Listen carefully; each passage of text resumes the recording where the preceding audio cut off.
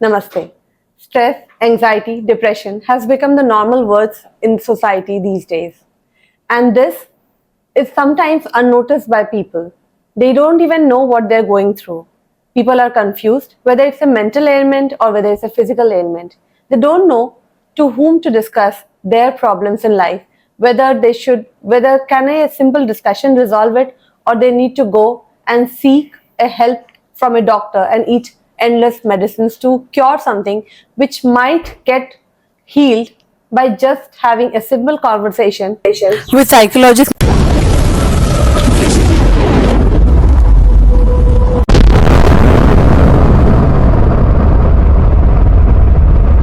So today on my show, we have Namrata Sinha, who is a psychologist, and she has worked with Cooper Hospital and also Muktangan as a psychologist and as a therapist. So welcome on my show, Namrata. Thank you so much Divya and her tales पे आके मुझे बहुत अच्छा लग रहा है. Thank you likewise. सो आज मैं इसके पहले कि मेरे ऑडियंस से हम लोग बात करना शुरू करें, मैं ऑडियंस को बता दूं कि एक साइकोलॉजिस्ट बनने के पीछे भी बहुत सारा स्ट्रॉन्ग मतलब विल पावर चाहिए, क्योंकि हम खुद ही अपने लाइफ में इतने कुछ चीजों से जूझ रहे होते हैं तो हम खुद ही कंफ्यूज रहते हैं. और वैसे में साइकोलॉजिस्ट बनना यानी कि हीलर बनना जो हमारे प्रॉब्लम है उसकी, तो what was your inspiration to choose such a serious topic? So I have my armed forces background to thank for it because हम मेरे फादर आर्मी में थे. तो मैंने देखा है उनसे दूर रह के जो उन्हें जो परेशानियां अपनी जिंदगी में इनकाउंटर करी है in conflict stricken areas, also involve or battle areas as well. And उसके साथ साथ मेरी मम्मा ने जो उनसे दूर रह के जो चीजें साथ में एक रेजिलियंस के थ्रू हैंडल करी है. So that is something that has always help me कि जो ह्यूमन कनेक्शन का जो वैल्यू है या एक रेजिलियंस इंडिविजुअलिटी का जो वैल्यू है, that is something that I have always cherished. More importantly अभी मेरी शादी भी आर्मी में हुई है. एंड देन मेरे इन लॉज भी ट्रांसफरेबल जॉब में है. सो आई अंडरस्टैंड कि एक इंडिविजुअलिटी को लेके एक समाज में रहना, जो हम कहते हैं जो हमें स्कूल में पढ़ाया जाता है कि एक एनिमल और ह्यूमन में क्या डिफरेंस होता है. सो सोशल एनिमल जो बोला जाता है. So that is why I have understood कि empathy, resilience, connections and at the same time अपने सेल्फ केयर, अपने प्रॉब्लम्स, अपने इंपॉर्टेंस समझना और इतनी सारी चीजों को लेके चलना. Exactly. So I was like अभी धीरे धीरे इतना समझने की कोशिश कर ही रहे हैं, तो एक बार दूसरों को भी साथ में इसको लेके चले तो that would be a good idea. That is actually like helping the society. हाँ, चैलेंजेस सबके लाइफ में होती हैं, मेरी लाइफ में भी रही हैं, but I think more importantly यही चीज हमें सबको मैं समझाना चाहूंगी और अपने थेरेपी के थ्रू बताना चाहूंगी कि challenges come and go, we stay. Yes yes that's true. तो मैं ये जानना चाहूंगी, क्योंकि अभी के टाइम पे आप देखो तो छोटे छोटे बच्चे भी बोलते हैं. पहले एक टैबू था बताना या बात करना कि आई एम डिप्रेस्ड, लोग बोलते नहीं थे. अब तो ऐसा हो गया कि लोग खुल के बोलते हैं आई एम इनटू डिप्रेशन. तो मैं ये जानना चाह रही थी, बस क्यूरियस टू नो, क्योंकि अब लोग खुल के बात करने लगे डिप्रेशन के बारे में कि मुझे डिप्रेशन है, मुझे एंग्जाइटी है, थैंकफुली. तो मैं जानना चाहूंगी कि एज रेंज क्या है आज के टाइम पे, कि जिस एज रेंज में प्रोमिनेंट है, मतलब सच में एलिमेंट है. कुछ लोगों को शायद लगता है कि प्रॉब्लम है, कुछ लोगों को सच में प्रॉब्लम है. तो वो जो रेंज है, वो एज रेंज क्या है? सो सबसे पहली बात, जिंदगी बेहतर तरीके से जीने के लिए कोई उम्र नहीं होती. And as we have heard, prevention is better than cure. So I would like to say कि थेरेपी एक ट्रीटमेंट नहीं है, करेक्टिव मेजर नहीं है. इसको अपने सेल्फ डेवलपमेंट एंड इम्प्रूवमेंट के लिए भी यूज कर सकते हैं, अपनी खुशी के लिए, अपने कंटेनमेंट के लिए, अपने साथ वालों के साथ अच्छे सोशल या प्रोफेशनल रिलेशनशिप्स के लिए. मेरा जो क्लाइंटेल है जिनके साथ मेरा ज्यादा एक्सपीरियंस रहा है, वो 18 से लेके 30 के रेंज में मैं बोलना चाहूंगी. 18 से 30 मतलब 18 is a very very young age. मतलब आप कह रहे हैं 18 साल के बच्चों को भी प्रॉब्लम्स है? जी, बिकॉज सी प्रॉब्लम्स, पहली बात तो हम ये नहीं कह सकते कि किसी की ये प्रॉब्लम है, ये तो प्रॉब्लम भी नहीं है, क्योंकि सबके लिए जो बीतती है वो उनको पता है. I for me what I can handle might be very different than what you can handle or somebody else can handle in a different situation. And it is not just 18 to 30 से लेके 50 के as में भी मेरे काफी सारे clients रहे हैं. सो अगर हम बात करें, सो 18 से 30 की जो रेंज में है, उसमें जो यंग एडल्ट्स का जो ये एज होता है, उसमें द मोर इम्पैक्ट और the concern is more about सपने, बट साथ में जिम्मेदारियां. एंड आगे जाके जो 30 के अबव में है, वो सपने लेकिन साथ में हकीकत हमें लेके चलना है. जी. तो आप ये चीजें मुझे बहुत इंटरेस्टिंग लग रही है कि आप कह रहे हैं 30 की उम्र में जब जिम्मेदारियां मुझे लगता है होनी चाहिए, आप कह रहे हैं हकीकत, और 18 में कह रहे हैं जिम्मेदारी, तो 18 साल के लोगों को किस तरह की जिम्मेदारियों का मतलब सोच मतलब उनके अंदर रहती है? Good question. बिकॉज क्या है, हम लोग सोचते हैं कि 18 साल में तो, या मान लीजिए 20-25 साल में भी आजकल ना, कि हमें क्या, हमें तो अपना कमाना है, सेव करना है, थोड़ा पैसे बच जाए तो ठीक है, एंजॉय भी करना है अपने जो हमने तब से बचपन से सपने देखे थे, जो बोला था ये नहीं खरीद सकते, वो नहीं खरीद सकते, सब खरीदना है। लेकिन साथ में एट द एंड ये सब क्या है? गोल्स हमें कहाँ से मिलते हैं? The way we are expected to live a life, कि अच्छा एक एज के बाद हमारा लेट्स से स्कूल खत्म होता है, उसके बाद हमारा ग्रेजुएशन खत्म होता है, ग्रेजुएशन में हमें इसके साथ साथ, पढ़ाई के साथ साथ थोड़ा सा इंडिपेंडेंस, थोड़ा सा अपना ध्यान रखना भी आना चाहिए, हम अपनी जिम्मेदारी भी उठा ले। So I think as a therapist I would say I have succeeded, because जिम्मेदारी इज नॉट जस्ट रिस्पॉन्सिबिलिटीज, एक healthy, mentally physically healthy lifestyle जीना इतना एक रिक्वायरमेंट भी है, बहुत बेसिक सा सुनने में लगता है, but it's not actually that easy in today's world as well. Actually, that is what I mean. People are basically looking towards having a proper work-life balance. Yes. पर वो एक छोटी सी चीज है, पर लोग कर नहीं पाते हैं. You know, either your health is up, or you know, either you're too much into work, and your health goes down somewhere. You compromise on your health, your mental health, and your physical health.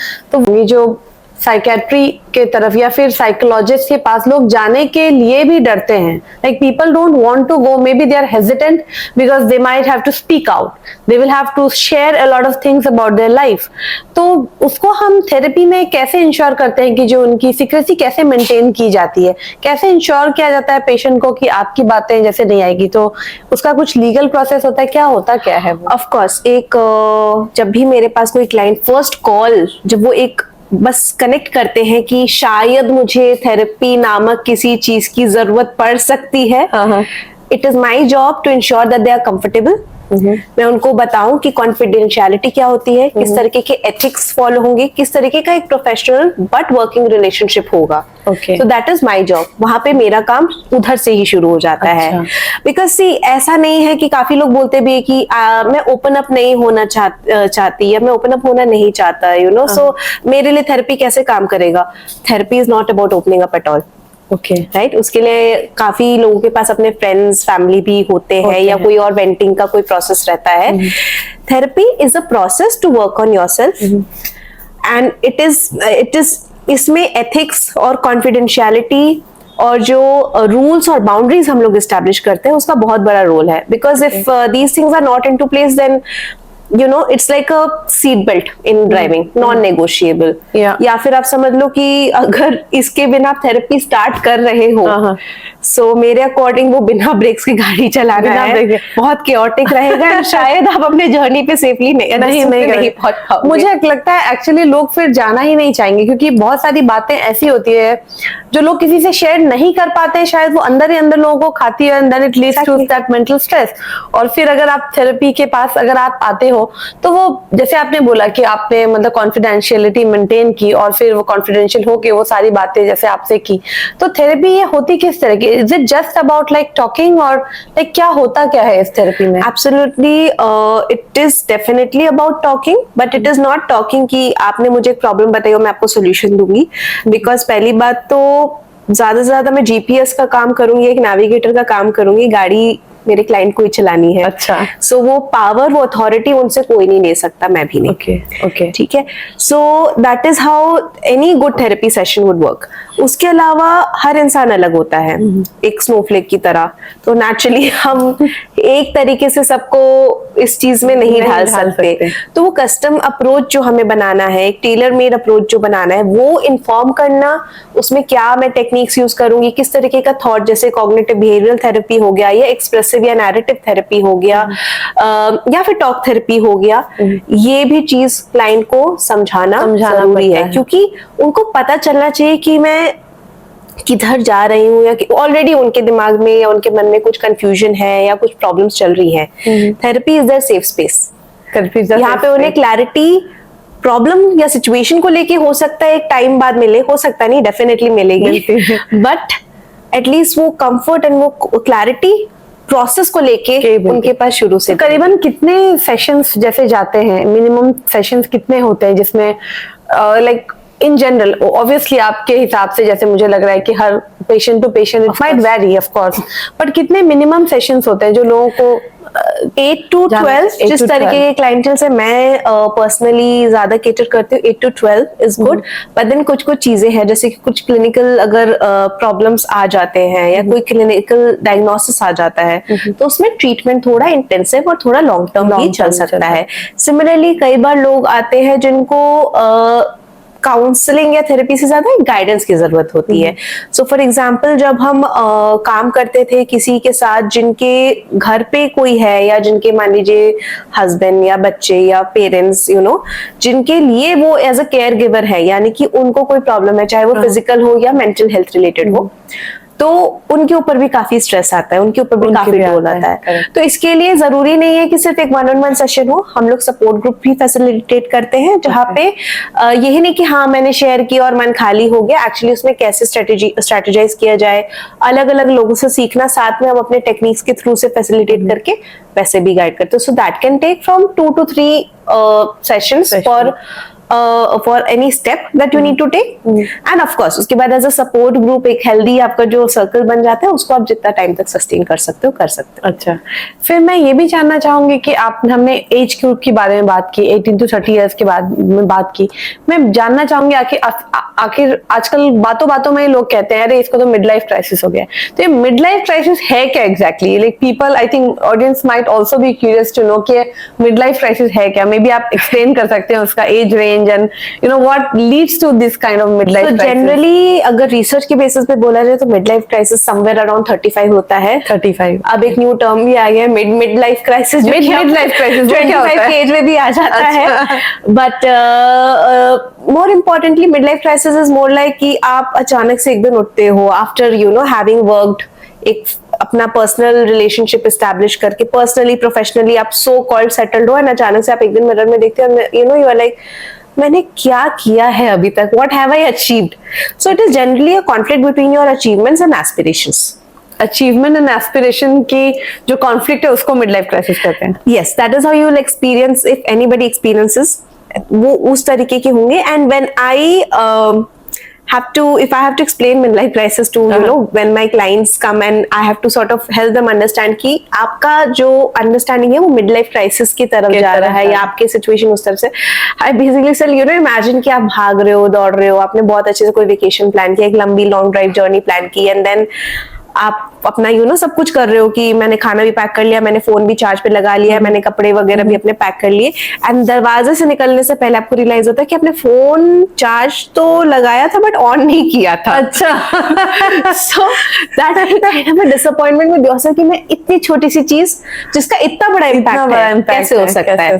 So that is something like what a midlife crisis। तो ये जो आपने जैसे जिस तरह से explain किया, अगर मैं कनेक्ट कर पाऊँ तो शायद कहीं ऐसा तो नहीं होता कि हम इतनी सारी चीजें जब करते रहते हैं तो may be the essential thing which misses out, we don't look back कि हम क्या गलत कर रहे हैं वो हम देखते नहीं, and it is like introspection की अचानक किसी को रियलाइज होता है कि हमने क्या गलती करी है वो। So it is not just, मैं गलती तो नहीं बोलूंगी बट बहुत सारी चीजें, जैसे हमने शुरू में बोला कि हकीकत और जिम्मेदारी और सपने एक जो इस ट्रायंगल में फिट होते हैं, तो कई बार आपको लगता है कि कई चीजें आप ऐसे भी कंपेयर कर सकते हो कि इस उम्र में तो उसने इतना कुछ कर लिया, मेरे साथ ही पढ़ती थी या मेरे साथ ही पढ़ता था, and at the same time sometimes you may also feel like मेरा प्रोफेशनल लाइफ तो बहुत अच्छा है बट पर्सनली तो मैं भूल ही गई कि मुझे मेरे ये लाइफ गोल्स भी थे जो मुझे अचीव करने थे।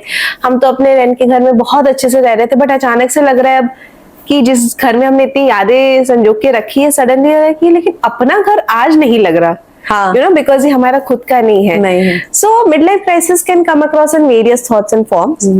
Remember it's a crisis which means it will go away, it will go away.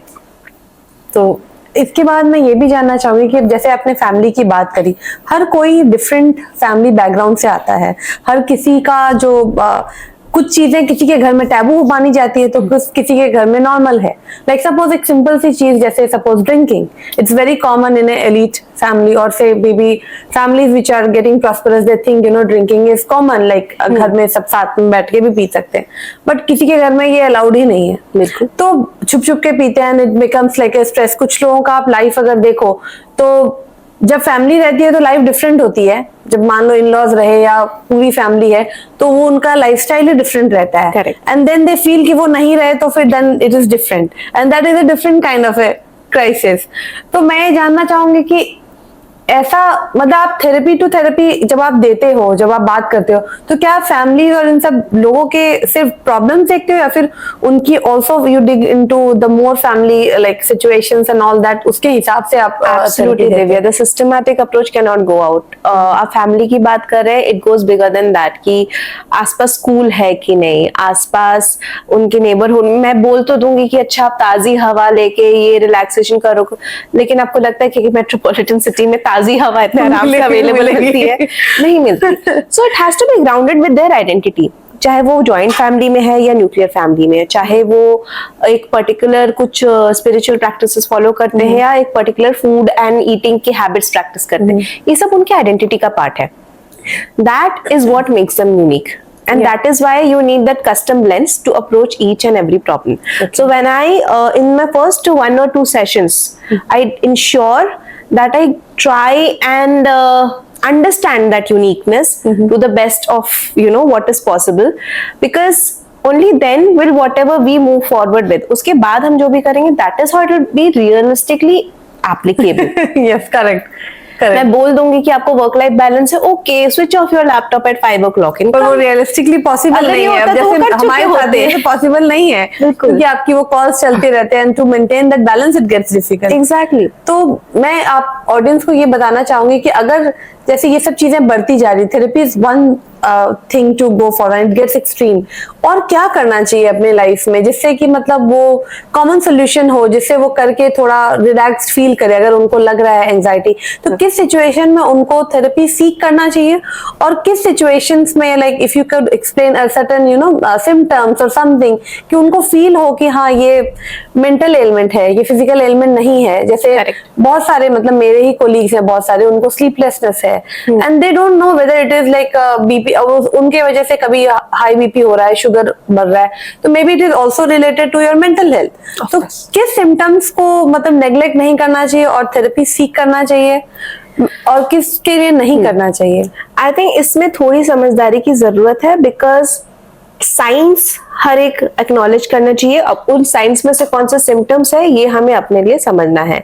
अगर आपको नहीं समझ आ रहा, you can always take a consultation with a therapist और अ साइकोलॉजिस्ट। जैसे कि जब मेरे पास कॉल आते हैं तो कई बार वो लोग बोलते हैं मुझे ना ऐसा ऐसा ऐसा लग रहा है बट पता नहीं है, तो सबको होता है। अच्छा, हाँ हो सकता है, आई एम श्योर ऐसा सबको होता है, मुझे आपको सबको होता होगा कुछ फीलिंग्स। जैसे कभी कभी जैसे हम बोलते हैं कि यार रात को नींद नहीं आ रही, क्या नींद नहीं आ रही, but sometimes it is also because we are enjoying a show on Netflix, right? But then हाँ, अभी हम रोज ऐसे करें, उसकी वजह से जो स्लीप साइकिल डिस्टर्ब हो रहे हैं, उसकी वजह से जो आपके हार्मोन्स वगैरह डिस्टर्ब हो रहे हैं, उसकी वजह से आपके इमोशनल अपहीवल हो रहा है, ये सब चीजें हमें मैनेज करनी समझनी पड़ेगी। सो आई ऑलवेज से कि even when we are doing any therapy, चाहे वो एंजाइटी के लिए हो या डिप्रेशन के लिए हो या एडिक्शन के लिए हो, किसी, हमारा last but very important step रहता है लॉन्ग टर्म गोल में रहता है कि रिलैप्स प्रिवेंशन। ये चीज वापस कैसे ना हो। वो क्या होता है?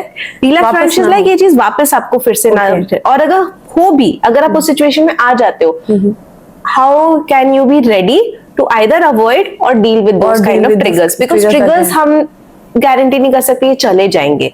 आपका जॉब अभी 9 to 5 है तो 9 to 5 ही रहेगा, वो अचानक से मेरे बोलने से या आपके चाहने से 2 to 4 नहीं होने वाला हो जाएगा। है ना? So that is where relapse prevention comes into place, and of course like I said कि जितना जल्दी भी अगर आपको एज अ प्रिवेंटिव काउंसलिंग भी करना है आप कर सकते हो, ऐसा कोई प्रॉब्लम। जैसे कई बार हम जब क्लिनिकल केसेस में काम करते हैं तो हम अपना जो जीनोग्राम चार्ट बनाते हैं उसमें हम देखते हैं अगर हिस्ट्री है डिप्रेशन की, एंजाइटी की, सुसाइड की, किसी भी इसी तरीके या किसी ट्रॉमा की, एडिक्शन की, तो प्रिवेंटिव काउंसलिंग ऑटोमेटिकली बच्चे की भी या उसके पेरेंट का भी स्टार्ट हो जाता है, ताकि हम ऑलरेडी प्रिपेयर कर पाए कि देखो इस तरीके की चीजें हो सकती है लाइफ में जो कि आपको ट्रिगरिंग लगे। चीजें तो बहुत आएंगी जाएंगी, बट कुछ चीजें जो आपको ट्रिगरिंग लग सकती है, कुछ चीजें होगा जिसमें पेरेंट बच्चे के साथ हो नहीं सकते सुपरवाइज करने के लिए, तो उसमें बच्चा कैसे उसको मैनेज करे। सो वी इंश्योर कि मतलब मैं जब बात करती हूँ मैं बताती हूँ कि ये चीजें है, इस तरीके की चीजें आपको ध्यान रखनी है।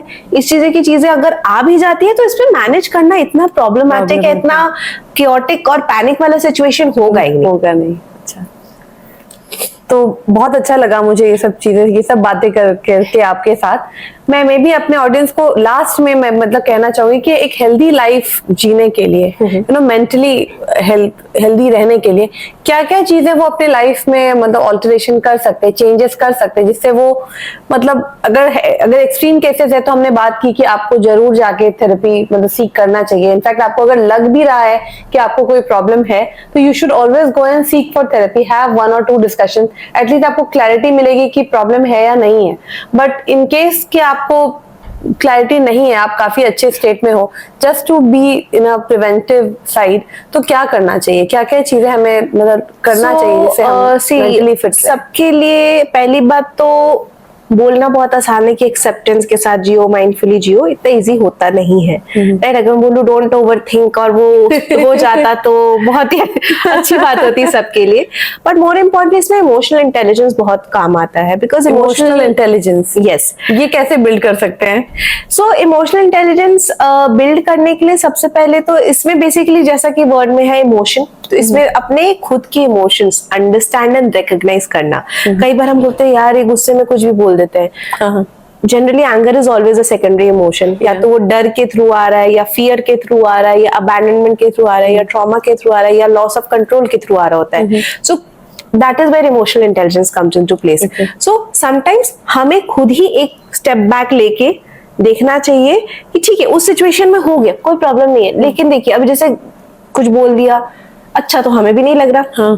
So when you know in my sessions I always ensure that the client takes a step back and re-looks at the situation, and most of the time they themselves are able to understand that oh this is why I said it, because now they are having that time, that space. पर जो बोल दिया उसको कैसे back लेंगे, मतलब उसके लिए मतलब जैसे okay. जब किसी को गुस्सा आता है तो शायद कंट्रोल ही नहीं रहता है कि क्या करना है, you go in the flow and you से समथिंग, तो उतना तो डिस्टिंग्विश हम कर ही नहीं पाते कि जो गुस्सा आया वो फियर से आया या फिर बस मतलब ऐसे बातों में आ गया, मतलब वो कैसे कंट्रोल कर सकते हैं लोग, कैसे कर सकते हैं? जरूरी नहीं है गुस्सा कंट्रोल किया जाए, because it is universally one of the 6 emotions or expression that are generally recognised, anger.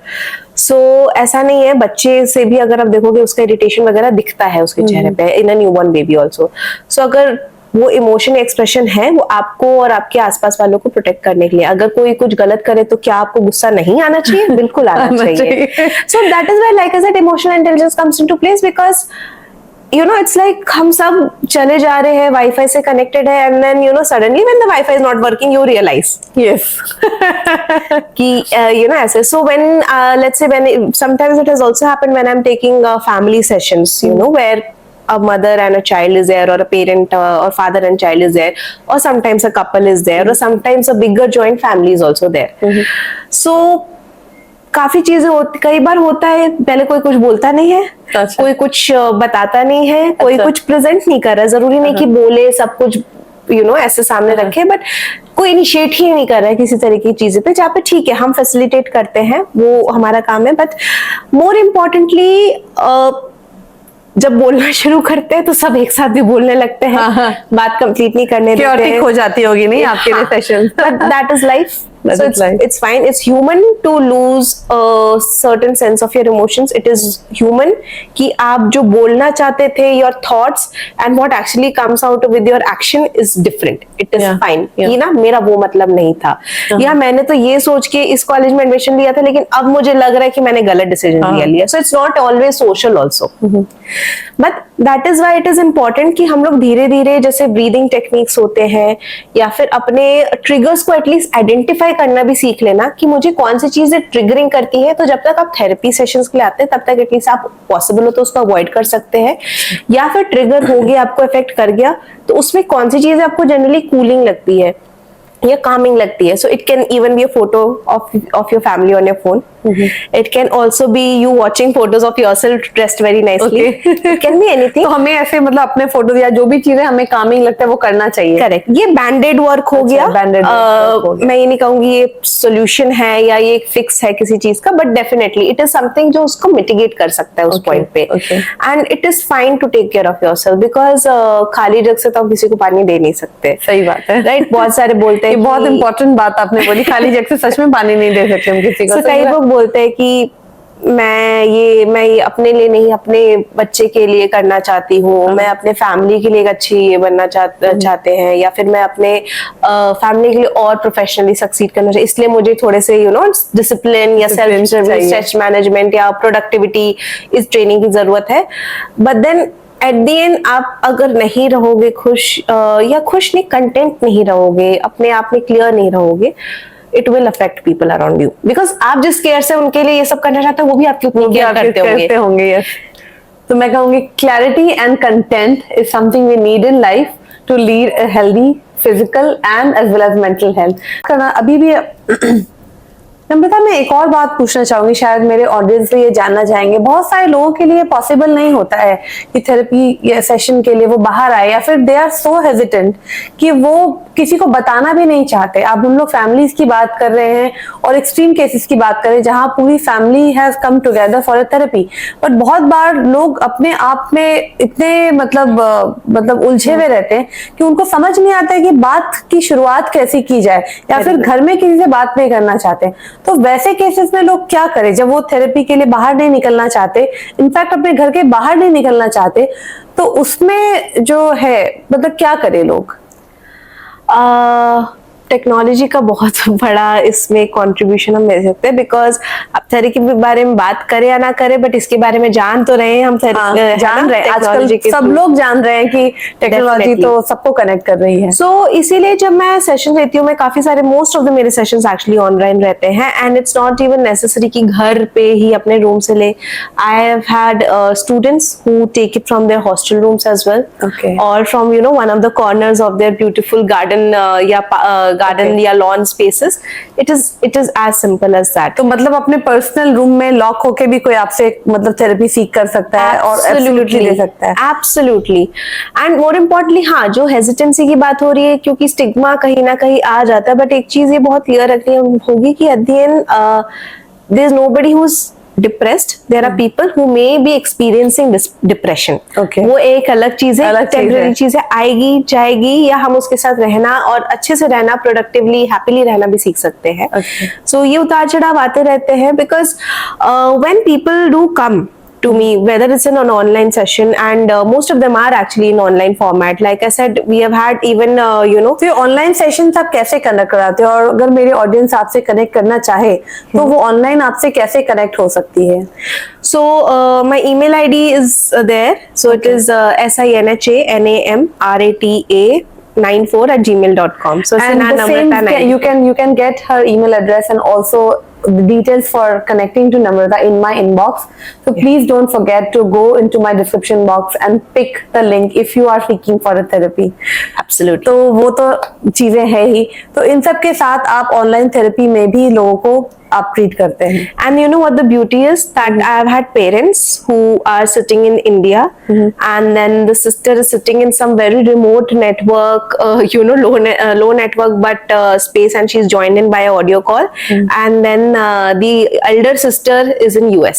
Okay. So all of this is happening at the same time. Okay. So that is also the kind of very healthy, productive therapy session that I have. And that is where, like I said, we should use technology to our advantage. At the end, if we have created technology, it is to make our lives easier. Yes. So I would recommend कि जब therapy इस तरह से आपके घर में आपके comfort के जोन में आपको प्रोवाइड की जा रही है, तो I don't think anybody should remain depressed or should remain in a low note where they are feeling lonely. तो प्लीज, अगर आपको लग रहा है कि आप ऐसा कोई emotional you have emotional crisis, so please do look and seek for a help. Therapists are there, not necessarily one therapy, you can seek multiple therapies, but do go check out for a therapy instead of just spending hours and hours in a lonely room. Thank you so much, Namrata. Thank you so much, Divya. Lovely being here, and I'm sure we had some Same here. We talking both points. had good time. Thank you. I hope my audience also enjoyed. So thank you so much, Namrata, to be on my show and explain all these, beautiful things for which we have to follow. One should follow to live a beautiful life. Thank you so much. Thank you so much, Thank you, Divya. thank you. Thank you, everybody. Thank you, everybody.